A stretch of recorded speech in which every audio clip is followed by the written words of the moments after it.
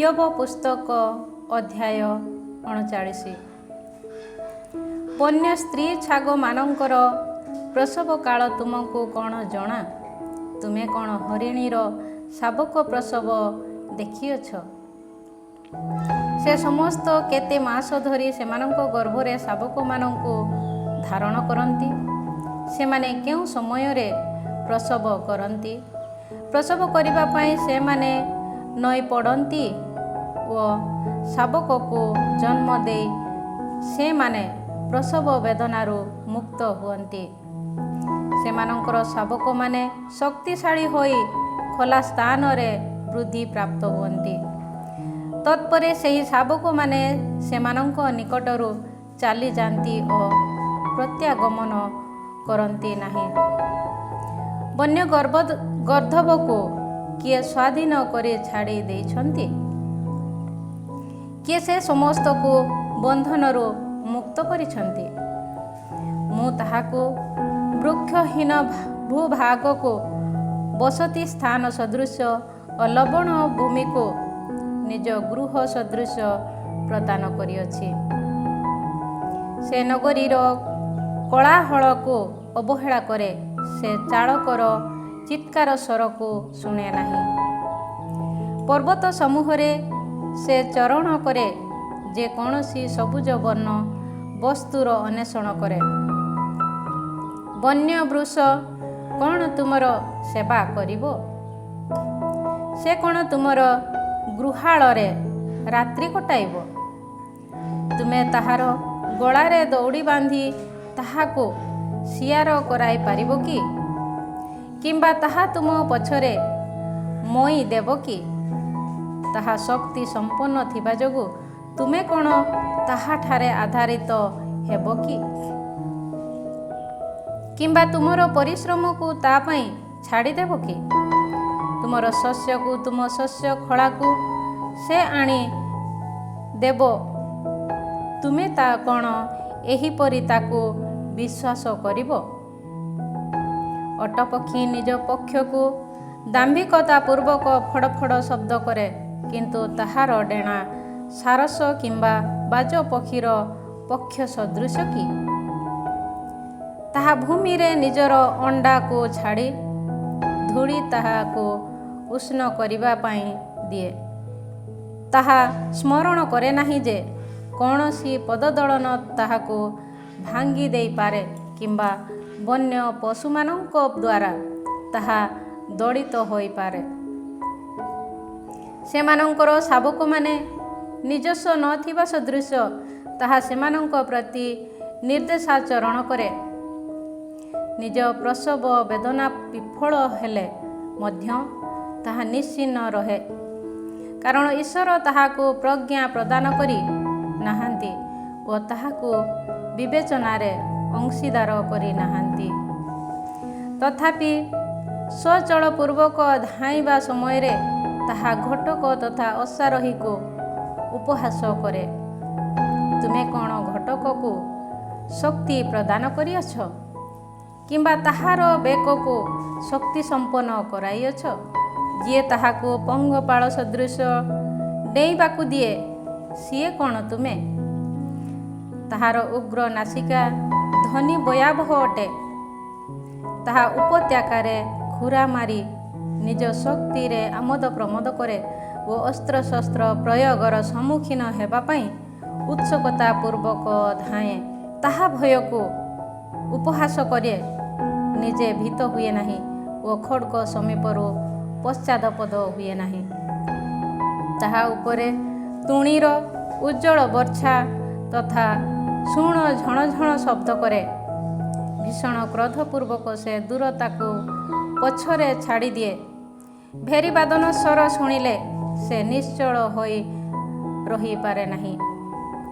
ଭେରୀ ନିନାଦ ହେବା ସମୟରେ ସେ ଆହା ଶବ୍ଦ କରେ। ସେ ସୁଦୂରରୁ ଯୁଦ୍ଧ ଆଘ୍ରାଣ କରେ ଓ ସେନାପତିମାନଙ୍କର ଆଜ୍ଞା ତଥା ଚିତ୍କାର ସ୍ୱରକୁ ଚିହ୍ନିପାରେ। ତୁମର ପ୍ରଜ୍ଞା ବଳର ବାଜପକ୍ଷୀ କ'ଣ ଊର୍ଦ୍ଧ୍ୱକୁ ଉଡ଼ିଯାଏ କିମ୍ବା ଦକ୍ଷିଣ ଆଡ଼କୁ ନିଜର ପକ୍ଷ ବିସ୍ତାର କରେ? ତୁମର ଆଦେଶ ମୁତାବକ ଶାଗୁଣା କ'ଣ ଉପରକୁ ଉଡ଼େ କିମ୍ବା ଉଚ୍ଚରେ ନିଜ ନୀଡ଼ ନିର୍ମାଣ କରେ? ତାହା ପ୍ରସ୍ତର ଫାଟକରେ ଅବସ୍ଥାନ କରେ, ଦୁର୍ଗମ ତଥା ପ୍ରସ୍ତରମୟ ଶୀର୍ଷରେ ନିଜର ବସା ସ୍ଥାପନ କରେ। ସେଠାରୁ ସେ ଶିକାର ସନ୍ଧାନ କରେ, ତାହାର ଚକ୍ଷୁ ସୁଦୂରରୁ ଶିକାରକୁ ଦେଖିପାରେ। ତାହାର ଶାବକମାନେ ରକ୍ତ ଶୋଷଣ କରନ୍ତି, ଯେଉଁଠାରେ ମନୁଷ୍ୟ ନିହତ ହୋଇ ପଡ଼େ ସେହିଠାରେ ତାହା ବିଦ୍ୟମାନ ହୁଏ। ଅଧ୍ୟାୟ 40। ଈଶ୍ୱର ପୁନରାୟ ଇୟୋବଙ୍କୁ କହିଲେ, ଯିଏ ଦୋଷର ସନ୍ଧାନ କରେ ସେ ଆଉ ସର୍ବଶକ୍ତିମାନଙ୍କ ସହ ଯୁକ୍ତିବାଦ କରିବ କି? ଯିଏ ଈଶ୍ୱରଙ୍କ ସହ ବିବାଦ କରେ ସେ ଉତ୍ତର ଦେଉ। ସେ ସମୟରେ ଉତ୍ତରରେ ଆୟୁବ ପ୍ରଭୁଙ୍କୁ କହିଲେ, ମୁଁ ଜଣେ ଅସାର ବ୍ୟକ୍ତି, ମୁଁ ତୁମକୁ କି ଉତ୍ତର ଦେବି? ମୁଁ ହସ୍ତ ରଖି ନିଜ ମୁଖ ରୁଦ୍ଧ କରେ। ମୁଁ ଥରେ ମାତ୍ର ବାର୍ତ୍ତାଳାପ କଲି, ଆଉ କେବେ ହେଁ ଉତ୍ତର ଦେବି ନାହିଁ। ଦୁଇଥର ଉତ୍ତର ଦେଲି, ଅଧିକା କିଛି ମୁଁ ବର୍ତ୍ତମାନ କହିବି ନାହିଁ। ପ୍ରଭୁ ପୁନଶ୍ଚ ଘୂର୍ଣ୍ଣିବାୟୁ ମଧ୍ୟରୁ ଇୟୋବଙ୍କୁ କହିଲେ, ଜଣେ ପୁରୁଷ ସଦୃଶ ତୁମର କଟିଦେଶକୁ ଭିଡ଼ିଦିଅ। ମୁଁ ପ୍ରଶ୍ନ ପଚାରିବି, ତୁମର ଉତ୍ତର ଦିଅ। ତୁମେ କ'ଣ ମୋର ବିଚାର ବିଧିକୁ ଅନ୍ୟାୟ ସଦୃଶ ସାବ୍ୟସ୍ତ କରିବ? ନିଜକୁ ନ୍ୟାୟୀକୃତ କରିବା ପାଇଁ ତୁମେ କ'ଣ ମୋତେ ଦୋଷୀ ସାବ୍ୟସ୍ତ କରିବ? ଈଶ୍ୱରଙ୍କ ଭୁଜ ସଦୃଶ ତୁମର ବାହୁ ଶକ୍ତିଶାଳୀ କି? ତାହାଙ୍କର ସ୍ୱର ପରି ତୁମେ କ'ଣ ଗର୍ଜନ ନ କରିପାରିବ? ମହତ୍ତ୍ୱ ତଥା ପ୍ରତାପ ଦ୍ୱାରା ତୁମକୁ ଭୂଷିତ କର, ଗୌରବ ତଥା ଯଶ ଦ୍ୱାରା ତୁମକୁ ବିମଣ୍ଡିତ କର।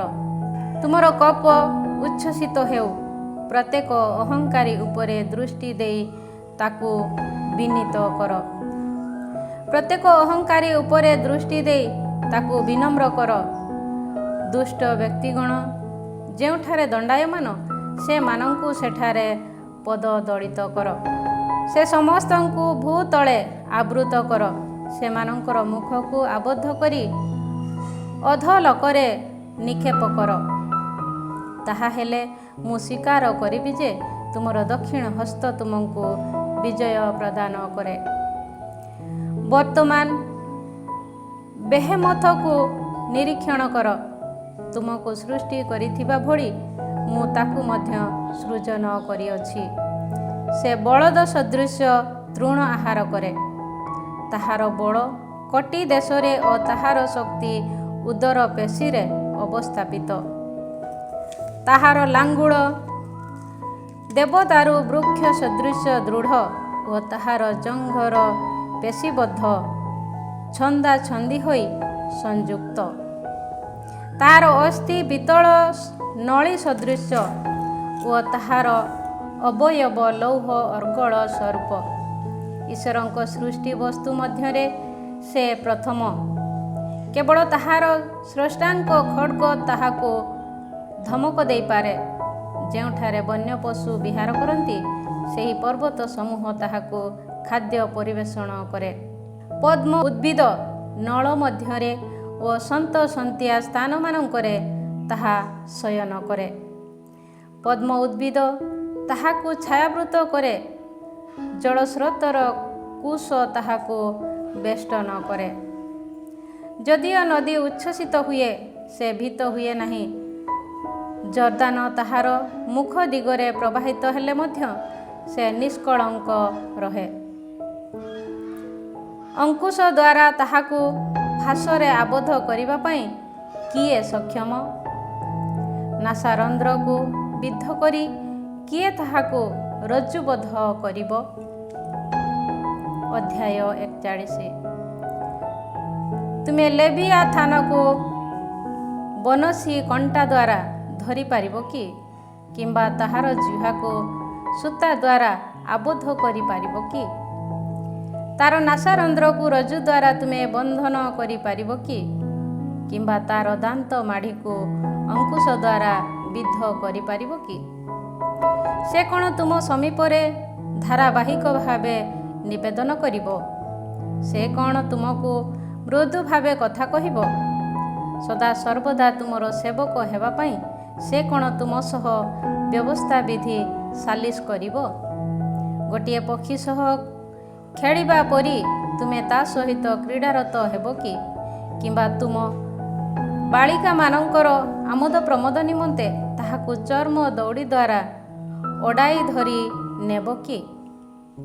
ବ୍ୟବସାୟୀମାନେ ତାହା ସକାଶେ କ'ଣ ଦର କଷାକଷି କରିବେ? କିମ୍ବା ତାହାକୁ ବଣିକମାନଙ୍କ ମଧ୍ୟରେ ଭାଗ ବିଭାଗ କରିବେ? ତେଣ୍ଟା ଦ୍ୱାରା ତାହାର ଚର୍ମକୁ କିମ୍ବା ବର୍ଚ୍ଛା ଦ୍ୱାରା ତାହାର ମସ୍ତକକୁ ତୁମେ କ'ଣ ବିଦ୍ଧ କରିପାରିବ? ତୁମେ ଯଦି ଏକଦା ତାହାକୁ ସ୍ପର୍ଶ କରିବ, ତେବେ ଆଉ କେବେ ହେଁ ତାହା କରିବା ପାଇଁ ତୁମେ ଇଚ୍ଛୁକ ହେବ ନାହିଁ।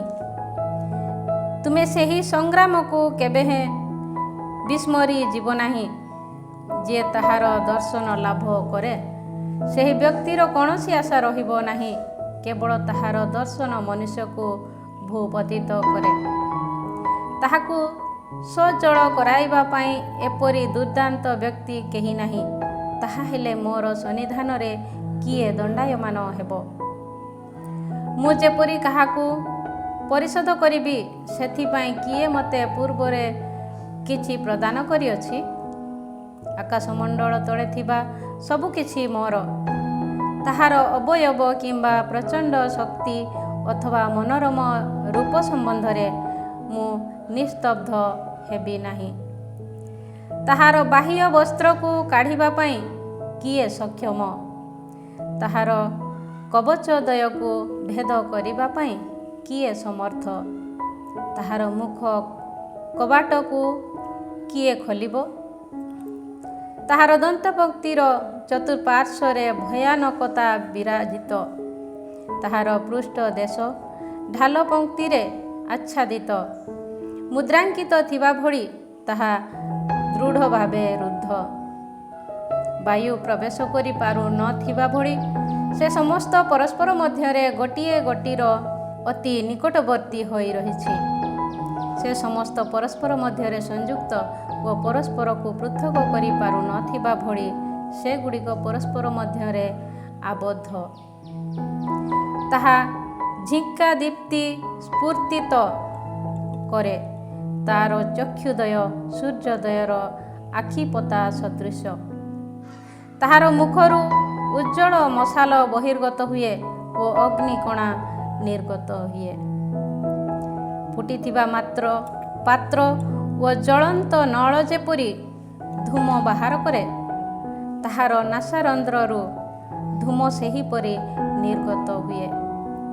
ତାହାର ନିଶ୍ୱାସ ଅଙ୍ଗାରକୁ ଜଳିତ କରେ ଓ ତାହାର ମୁଖରୁ ଅଗ୍ନିଶିଖା ବହିର୍ଗତ ହୁଏ। ତାହାର ଗ୍ରୀବାରେ ଶକ୍ତି ସଞ୍ଚିତ ଓ ତାହାର ସମ୍ମୁଖରେ ଭୀଷଣତା ନୃତ୍ୟ କରେ। ତାହାର ମାଂସର ପେଶୀସମୂହ ପରସ୍ପର ମଧ୍ୟରେ ଛନ୍ଦାଛନ୍ଦି ହୋଇ ସଂଯୁକ୍ତ ହୋଇ ରହିଛି। ଅଟଳନୀୟ ଭଳି ତାହା ତା ଉପରେ ଦୃଢ଼ବଦ୍ଧ ହୋଇଛି। ତାହାର ହୃଦୟ ପଥର ତୁଲ୍ୟ ଦୃଢ଼। ପେଶା ଚକିର ନିମ୍ନ ପଥର ସଦୃଶ ଦୃଢ଼। ସେ ଯେବେ ନିଜକୁ ଊର୍ଦ୍ଧ୍ୱକୁ ଉଠାଏ, ତେବେ ପରାକ୍ରମୀମାନେ ଭୀତ ହୁଅନ୍ତି। ସେ ଯେବେ ଗର୍ଜନ କରେ, ତେବେ ସେମାନେ ଭୟଚକିତ ହୁଅନ୍ତି। ଖଡ୍ଗ ତାହାଙ୍କୁ ସ୍ପର୍ଶ କରିପାରେ, କିନ୍ତୁ ତାହା ତାହାର କୌଣସି କ୍ଷତି କରେ ନାହିଁ। ବର୍ଚ୍ଛା, ଶୈଳ, ଶୂଳ ଇତ୍ୟାଦି ବିଫଳ। ଲୌହକୁ ନଡ଼ା ସଦୃଶ ଓ ପିତ୍ତଳକୁ ସଢ଼ା କାଠ ତୁଲ୍ୟ ସେ ବିବେଚନା କରେ। ତୀର ଦେଖି ସେ ପଳାୟନ କରେ ନାହିଁ। ଛାଟେଣି ପଥର ତା ପ୍ରତି ନଡ଼ା ସଦୃଶ।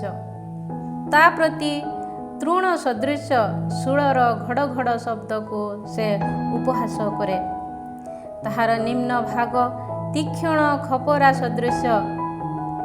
କାଦୁଅରେ ଖୋଳା କାଷ୍ଠ ସଦୃଶ ସେ ଗମନ କରେ। ଅଗାଧର ଜଳକୁ ପାତ୍ରର ଜଳ ସଦୃଶ ସେ ଫୁଟାଏ। ସେ ସମୁଦ୍ରକୁ ଅଞ୍ଜନ ପାତ୍ରରେ ପରିଣତ କରେ। ନିଜର ପଶ୍ଚାତ ଭାଗରେ ସେ ଗୋଟିଏ ଉଜ୍ଜଳ ପଥ ଛାଡ଼ିଦିଏ।